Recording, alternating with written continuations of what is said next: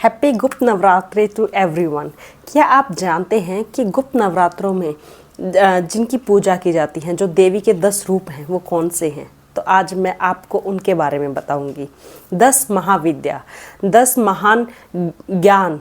महाविद्या, महा मीन्स महान और विद्या मीन्स ज्ञान, बुद्धि। जो बुद्धि की 10 देवी हैं, आज मैं आपको उनके बारे में डिटेल में बताऊंगी। माँ पार्वती से जिन्होंने माँ काली ने जो अवतार लिया था, ये जो 10 रूप हैं, जो 10 महाविद्याएं हैं, ये माँ काली के ही रूप हैं। सबसे पहला जो इसमें आता है वो है माँ काली का रूप। माँ काली जब आपने देखा होगा तो उनके एक हाथ में चंड का सिर और एक हाथ में मुंड का सिर। उन्होंने चंड मुंड का संहार किया था, वहीं उन्होंने रक्त बीज का खून भी पिया था। इसलिए जब आप देखेंगे कि उनकी जीभ बाहर को खून से धसी हुई दिखती है आपको, वो इतनी भयानक है। क्यों? क्योंकि उन्होंने अंधकार का विनाश किया था और ज्ञान से हमें भर दिया था। माँ काली संसार में निवास करती हैं, जहाँ सृष्टि का अंत है, जहाँ सब कुछ अंत है, जहाँ से शुरुआत है और जहाँ अंत है, माँ काली वहाँ निवास करती हैं। दूसरी महाविद्या है माँ तारा। माँ काली रात को जैसे पूजी जाती हैं, वैसे ही माँ तारा जब सुबह आपने देखा हो, जब सुबह होती है, सुबह जो 5-6 बजे का जब समय होता है, जब सूरज उग रहा होता है, जो हल्की हल्की ठंडक होती है, जो अच्छी लग रही होती है, वो माँ तारा का समय होता है। माँ तारा की जब आप उनकी प्रतिमा देखेंगे तो आपको वैसे ही ठंडक फील होगी, वैसा ही अच्छा लगेगा। उनकी जो छवि है वो इतनी सुंदर है, इतनी अच्छी है कि आपका मन करेगा कि आप उन्हें देखते रहें। माँ तारा हो सकती है आपको भयानक लगे, लेकिन वो अपने बच्चों के लिए जो सही नहीं है उसे दूर करती हैं। उनकी पूजा करने से आपको बहुत बहुत फल मिलता है। जो भी आप चाहते हैं, जो इच्छा आपकी होती है, वो ज़रूर पूरी होती है। वो अपने भक्तों की ज़रूर सुनती हैं। तीसरी जो महाविद्या है वो है माँ त्रिपुरा सुंदरी। माँ त्रिपुरा सुंदरी, जैसे ही आप नाम से जान सकते हैं, त्रिपुरा, तीनों लोक में जो सबसे सुंदर है वो है माँ त्रिपुरा सुंदरी। इनका जो, अगर आप इनके मंत्र का जाप करेंगे, इनका नाम लेंगे, तो वो आपकी आत्मा को सुंदर करती हैं। जो बाहर की सुंदरता है ये सिर्फ दिखावा है, लेकिन जो आत्मा की सुंदर है वो हमें हर जन्म में हमारे जीवन में काम आता है। हमारा जीवन जीवन बदल दे उसे कहते हैं। माँ त्रिपुरा की सुंदरी की जो पूजा करते हैं उनका जीवन बदल जाता है। इसलिए माँ त्रिपुरा सुंदरी जो होती हैं, अगर आप उनकी प्रतिमा देखेंगे तो जैसे सूरज उगने के बाद जो स्पेशली 7-8 बजे का जो समय होता है, जब सूरज आधा उग गया होता है, सुंदर लग रहा होता है, वो माँ त्रिपुरा सुंदरी का रूप माना जाता है। जब आपको सब अच्छा लग रहा है, हर जगह रोशनी हो गई है, अगर माँ त्रिपुरा सुंदरी को आप देखेंगे तो उनका जो फेस है वो वैसे ही ग्लो करता है, वैसे ही रोशनी देता है। चौथी है माँ भुवनेश्वरी। भुवनेश्वरी, भू मीन्स भूलोक, ईश्वरी मीन्स ईश्वर, जो भूलोक की देवी हैं, जिन्होंने ब्रह्मांड की रचना की है, वो है माँ भुवनेश्वरी। माँ भुवनेश्वरी को सरस्वती, माँ सरस्वती के सम्मान माना जाता है। अगर आप उनकी पूजा करते हैं तो आपको ज्ञान का भंडार मिलता है।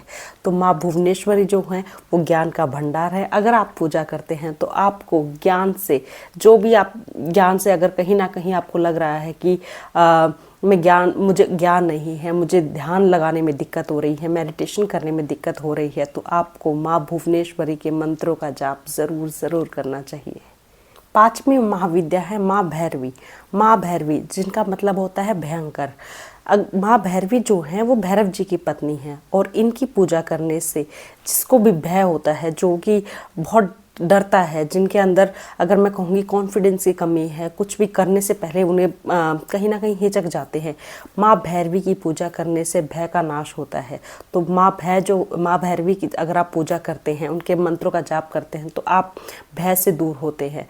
आप चीज़ों का सामना करने में आपको हिम्मत मिलती है, आप में कॉन्फिडेंस बढ़ता है। छठी जो महाविद्या है वो है माँ छिन्नमिष्ठा। माँ छिन्नमिष्ठा की प्रतिमा जब आप देखेंगे तो उन्होंने अपने हाथ में एक तलवार से अपनी गर्दन काटकर खुद ही पकड़ी हुई है, और जो खून निकल रहा है वो वापस आकर वही पी रही हैं। तो इसका मतलब ये है कि वहीं से शुरू है और वहीं अंत है। शुरुआत भी वही है, अंत भी वही है। वो माँ पार्वती का अवतार है, माँ पार्वती का रूप है। वो ये कहना चाहती है कि जहाँ से सृष्टि शुरू हुई है, सब कुछ उन्हीं से शुरू है और उन्हीं पर आकर ख़त्म हो जाता है। 7वां जो रूप है वो है माँ धूमावती का। माँ धूमावती, धूमा मीन्स धुआं। माँ धूमावती ये जो रूप है, ये आप अगर देखेंगे तो ये बहुत ही बुजुर्ग रूप दिखाया गया है माँ का। जहाँ बाल बिखरे हुए हैं, वो बिल्कुल भी बूढ़ी दिख रही हैं। ये क्यों है ऐसा रूप? इसके पीछे जो कहानी है वो ये है कि एक बार माँ सती को बहुत भूख लगी थी और उन्होंने, भूख उनसे कंट्रोल नहीं हुई उनसे, तो उन्होंने शिव जी को निगल लिया था। तो शिव जी को जब उन्होंने, वो सहन नहीं कर पाई और उन्होंने शिव जी को जब बाहर निकाला तो शिव जी बहुत नाराज़ हो गए थे और उन्होंने नाराज़ होकर उन्हें श्राप दे दिया था कि तुम एक रूप जो तुम्हारा है वो विधवा के रूप में भी पूजा जाएगा, तुम उसमें बहुत बिल्कुल सुंदर नहीं दिखोगी।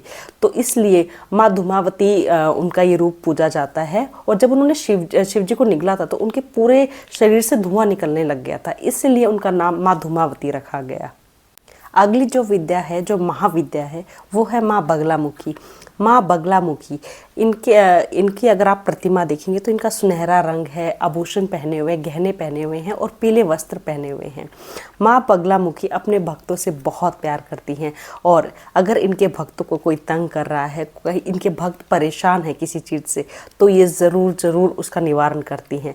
अपने भक्तों के, जो इनके भक्तों को दुख दे रहा है, कष्ट दे रहा है, तो ये उनको भी दूर कर देती हैं, उनकी ज़िंदगी से दूर कर देती हैं। ये अपने भक्तों से बहुत प्यार करती हैं। अगली जो महाविद्या है वो है माँ मातंगी।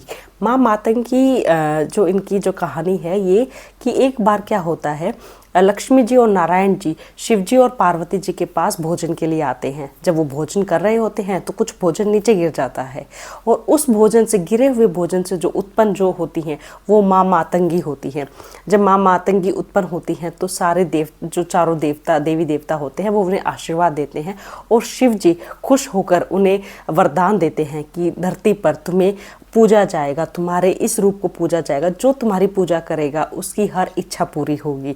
तो माँ मातंगी का वहाँ से वो उत्पन्न हुई थी और उनकी पूजा करने से कोई भी खाली हाथ नहीं रहता है, कोई खाली हाथ नहीं लौटता है।